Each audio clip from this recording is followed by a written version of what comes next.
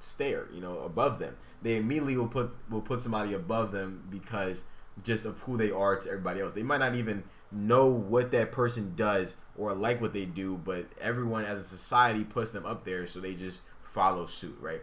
And then there's other people that just like genuinely the talent of what that entertainer brings to the table, right?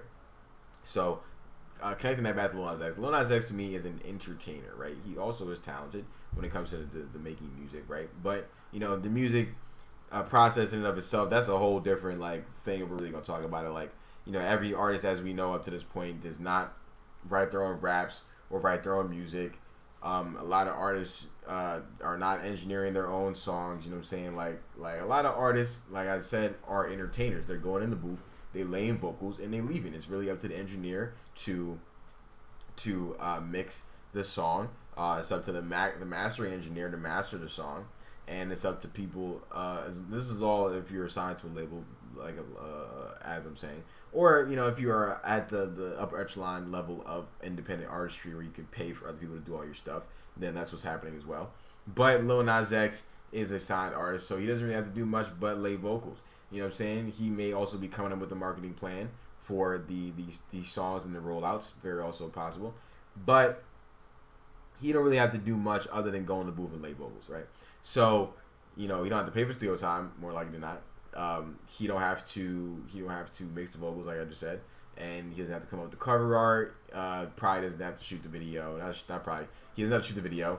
He probably doesn't have to edit the video. All he really has to do is sit in the booth and lay vocals, right? So that's why I call all these artists entertainers, because we don't actually know how much of the music making process they're actually a part of. You feel what I'm saying? And another just a little small tidbit, if you guys don't really know, is about business, right? Which I really just realized the day as I really start to legitimize what I got going on here. EBN TV INC, you know what I'm saying? EBN TV Incorporated. A lot of these individuals, a lot of these labels, right?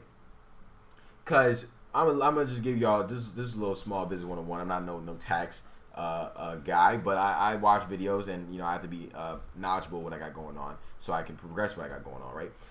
There's some things called tax write-offs, right? And you could write off studio sessions, you could write off promotion of your music, you could write off engineers, you could write off the marketing, you could write off so many things in the process of the music making timeline, right? So that's really a lot of how these record labels are probably not staying in business, but being able to just either break even or be able to get large tax refunds, or not really have to pay a lot of taxes at all, because you could literally write off damn near everything in the whole music making process, right? So they already signed the artist, they making the money back off their masters, because a lot of these artists don't own their masters, right? So the labels are making the money off that artist masters, right?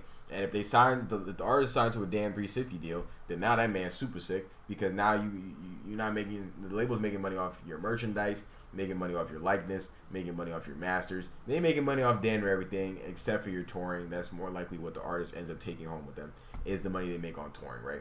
So the label, they don't have to really, as long as they pay for it up front, they getting the money back later on. So that's just such a cheat code. And if you don't have a business right now, you should find a business and be able to make money like that, because you'll be able to keep a lot of money just off the strength of tax write-offs, stuff like that.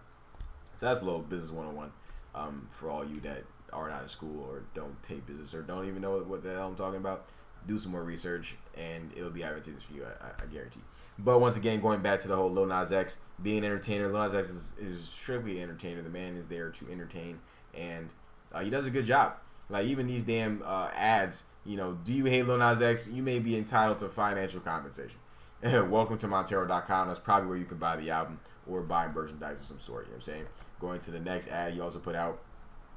We also have my computer going damn slow today. I don't know what's going on, folks, but it's all good. We're gonna push and power through it, because ain't no obstacle that I could not overcome.